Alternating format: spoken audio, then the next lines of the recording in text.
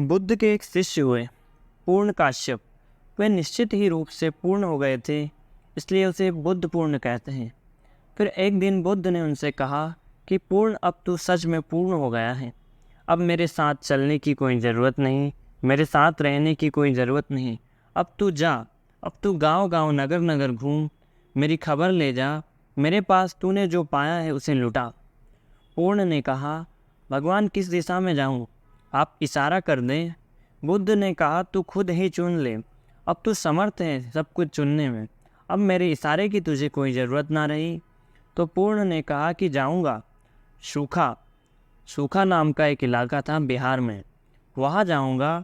बुद्ध ने कहा, तू खतरा मोल ले रहा है, वे जगह भली नहीं, लोग सज्जन नहीं हैं, लोग बड़े दुष्ट हैं और लोग सताने में रस लेते हैं, लोग तुझे परेशान करेंगे। इन पित्त वस्त्रों में उन्होंने भिक्षु कभी नहीं देखा, वे बड़े जंगली हैं, तू वहाँ मत जा। पर पूर्ण ने कहा, इसलिए तो उनको मेरी ज़रूरत है, किसी को तो जाना ही होगा। कब तक वे जंगली रहें, कब तक उनको पशुओं की तरह रहने दिया जाए? मुझे जाना होगा, आज्ञा दे भगवान। बुद्ध ने कहा, जा, मगर मेरे 3 सवालों के जवाब दे दें। पहला, अगर वे तुझे गालियाँ दें, अपमान करें, तो तुझे क्या होगा, तू क्या करेगा?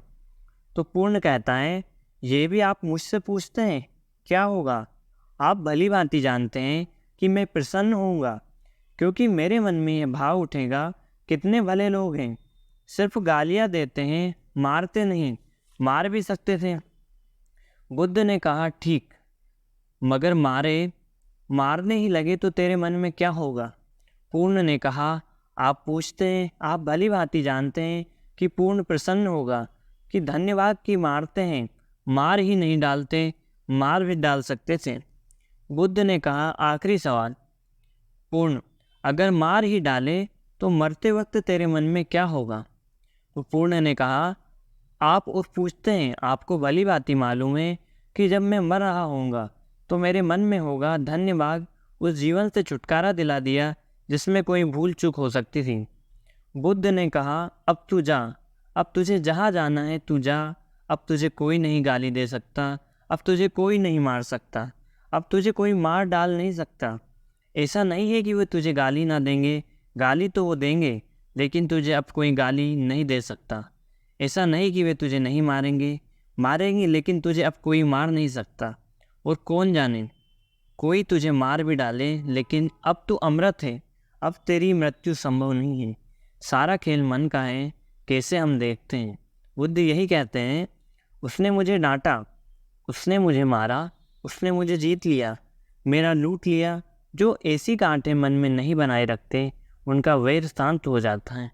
और वैर नरक है, कहीं और नरक और स्वर्ग नहीं है।